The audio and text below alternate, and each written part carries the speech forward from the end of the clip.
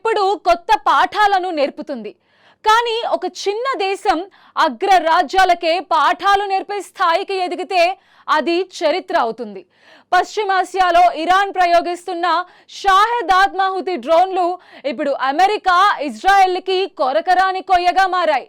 వేలాది కోట్ల రూపాయల ఖరీదైన క్షిపణులను వాడుతున్నా తక్కువ ఖర్చుతో వచ్చే ఈ డ్రోన్లని పూర్తిగా అడ్డుకోలేకపోతున్నాయి. ఈ క్రమంలోనే ఒక ఆసక్తికర పరిణామం చోటు చేసుకుంది. రష్యాతో యుద్ధంలో ఈ షాహెద్ డ్రోన్లని సమర్థంగా ఎదుర్కొంటున్న యుక్రెయిన్ అనుభవం ఇప్పుడు ప్రపంచానికి అవసరమైంది.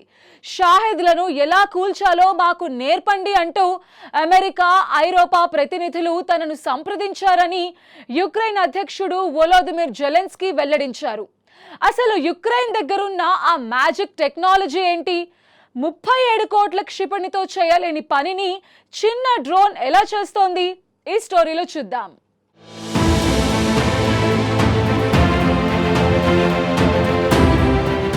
పశ్చిమాసియా ప్రాంతంలో భద్రతా సమీకరణాలు వేగంగా మారుతున్నాయి. ముఖ్యంగా ఇరాన్ తయారు చేసిన షాహెద్ ఆత్మాహుతి డ్రోన్లు ఇప్పుడు యుద్ధరంగంలో కీలక ఆయుధాలుగా మారాయి. ఇజ్రాయెల్తో పాటు పశ్చిమాసియాలోని పలు దేశాలపై ఇరాన్ మద్దతు గల మిలిటెంట్ గ్రూపులు ఈ డ్రోన్లను పెద్ద ఎత్తున వినియోగిస్తున్నాయి. తక్కువ ఖర్చుతో తయారయ్యే ఈ డ్రోన్లు లక్ష్యాన్ని ఢీకొని పేలిపోవడం వల్ల వాటిని కామికాజే డ్రోన్లుగా పిలుస్తున్నారు. పరిమాణంలో చిన్నవైనా వేలాదిగా ఒకేసారి పంపించగల సామర్థ్యం ఉండడంతో ఇవి ఆధునిక యుద్ధరంగంలో కొత్త సవాలుగా మారాయి. ముఖ్యంగా గగనతల రక్షణ వ్యవస్థలను అలసటకు గురిచేయడం, ఖరీదైన క్షిపణులను వృధా చేయించడం ఈ డ్రోన్లు వ్యూహాత్మక లక్ష్యంగా కనిపిస్తోంది. ఇరాన్ రూపొందించిన షాహెద్ డ్రోన్ల వినియోగం మొదట ఎక్కువగా కనిపించింది రష్యా ఉక్రెయిన్ యుద్ధంలోనే. రష్యా ఈ డ్రోన్లను భారీ స్థాయిలో ఉపయోగిస్తూ ఉక్రెయిన్ నగరాలు, విద్యుత్ కేంద్రాలు, ఇంధన మౌలిక సదుపాయాలపై వరుస దాడులు చేసింది. తక్కువ ఖర్చుతో వేల సంఖ్యలో ప్రయోగించగల ఈ డ్రోన్లను ఎదుర్కోవడం మొదట్లో ఉక్రెయిన్కు పెద్ద సవాలే అయ్యింది. కానీ కాలక్రమేణా ఉక్రెయిన్ సైన్యం వాటిని గుర్తించే పద్ధతులు, అడ్డుకునే వ్యూహాలు, సాంకేతిక పరిజ్ఞానాన్ని అభివృద్ధి చేసుకుంది.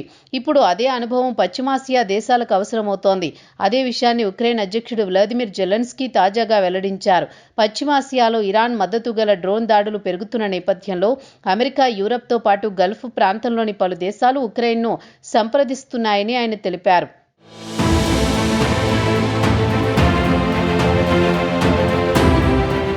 ప్రస్తుతం పశ్చిమాసియాలో పరిస్థితి రోజురోజుకు ఉద్రిక్తంగా మారుతోంది.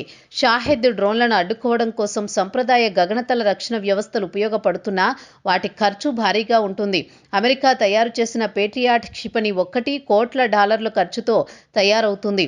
కానీ ఒక షాహెద్ డ్రోన్ తయారీ ఖర్చు చాలా తక్కువ.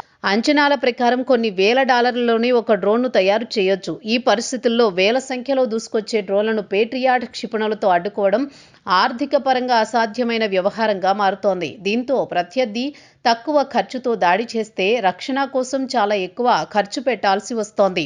ఈ అసమాన సమీకరణమే ఇప్పుడు పశ్చిమాసియా దేశాలను కొత్త ప్రత్యామ్నాయాల కోసం వెతికేలా చేస్తోంది.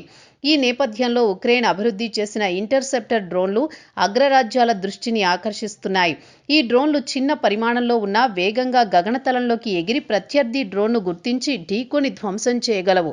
ఒక డ్రోన్ను మరొక డ్రోన్తోనే కూల్చివేసేలా ఉక్రెయిన్ తన యుద్ధ తంత్రాన్ని అప్డేట్ చేసింది. ఇది సాంకేతికంగా చౌకైన పద్ధతి. ఇంటర్సెప్టర్ డ్రోన్ ఖర్చు పేట్రియాట్ క్షిపణితో పోలిస్తే చాలా తక్కువ. అదే సమయంలో లక్ష్యాన్ని చేరుకునే సామర్థ్యం కూడా ఎక్కువగా ఉంటుంది.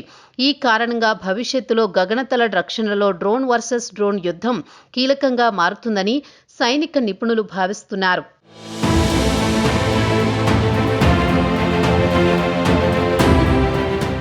ఉక్రెయిన్లోని ఆయుధ తయారీ సంస్థలు ఇప్పటికే ఈ దిశగా పెద్ద ఎత్తున పరిశోధనలు చేపట్టాయి. ముఖ్యంగా వైల్డ్ హార్నెట్స్ అనే సంస్థ రూపొందించిన స్టింగ్ ఇంటర్సెప్టర్ డ్రోన్లు ఇటీవల ప్రాధాన్యం పొందాయి. ఇవి గగనతలంలో ప్రయాణిస్తూ ప్రత్యర్థి షాహెద్ డ్రోన్లను గుర్తించి నేరుగా ఢీకొని వాటిని కూల్చివేయగలవని చెబుతున్నారు. ఈ డ్రోన్లు పరీక్షలకు సంబంధించిన వీడియోలను కూడా సంస్థ సోషల్ మీడియా వేదికల్లో విడుదల చేసింది. ఆ దృశ్యాల్లో గగనతలంలో దూసుకొచ్చే షాహెద్ డ్రోన్ను స్టింగ్ డ్రోన్ వెంటాడి ఢీకొనడం కనిపించింది. ఈ సాంకేతికత యుద్ధరంగంలో ఎంతవరకు ప్రభావవంతంగా పనిచేస్తుందో అనే అంశంపై పశ్చిమ దేశాలు ఇప్పుడు ఆసక్తిగా గమనిస్తున్నాయి. ఆయుధ మార్పిడిపైన జెలెన్స్కీ వ్యాఖ్యలు చేశారు. ప్రస్తుతం ఉక్రెయిన్ కూడా యుద్ధంలోనే ఉంది. రష్యాతో సాగుతున్న యుద్ధం కారణంగా ఆయుధాల కొరత తీవ్రంగా ఉందని జెలెన్స్కీ తెలిపారు. ముఖ్యంగా క్షిపణులు, గగనతల రక్షణ వ్యవస్థల కోసం ఉక్రెయిన్ పశ్చిమ దేశాలపై ఆధారపడుతోంది. ఈ నేపథ్యంలో తమ వద్ద ఉన్న ఇంటర్సెప్టర్ డ్రోన్ సాంకేతికతను పంచుకోవడానికి సిద్ధంగా ఉన్నామని, కానీ దానికి ప్రతిగా ఆయుధ సహాయం లేదా సాంకేతిక మార్పిడి అవసరమని ఆయన సూచించారు. దీంతో ఉక్రెయిన్ ఇప్పుడు తన యుద్ధ అనుభవాన్ని ఒక రకమైన వ్యూహాత్మక సంపదగా ఉపయోగించుకోవాలని చూస్తోందని విశ్లేషకులు చెబుతున్నారు.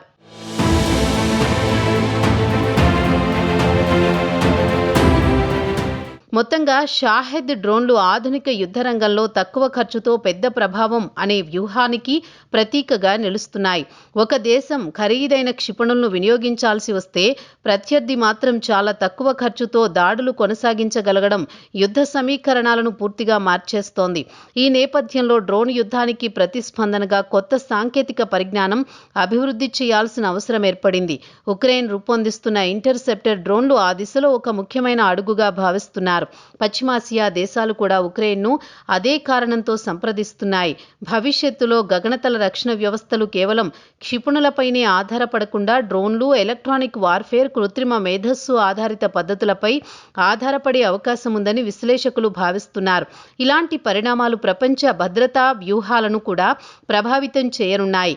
చిన్న పరిమాణంలో ఉండే డ్రోన్లు పెద్ద మౌలిక సదుపాయాలకు ముప్పుగా మారగలవని ఇప్పటికే అనేక సంఘటనలు నిరూపించాయి. అందుకే భవిష్యత్తులో దేశాలు తమ గగనతల రక్షణ వ్యవస్థలను పూర్తిగా పునర్నిర్మించాల్సి వచ్చే అవకాశం ఉంది. తక్కువ ఖర్చుతో ఎక్కువ సంఖ్యలో వచ్చే ప్రమాదాలను ఎదుర్కోవడానికి సమానంగా చౌకైన, సమర్థవంతమైన పరిష్కారాలు అవసరమని విశ్లేషకులు చెబుతున్నారు.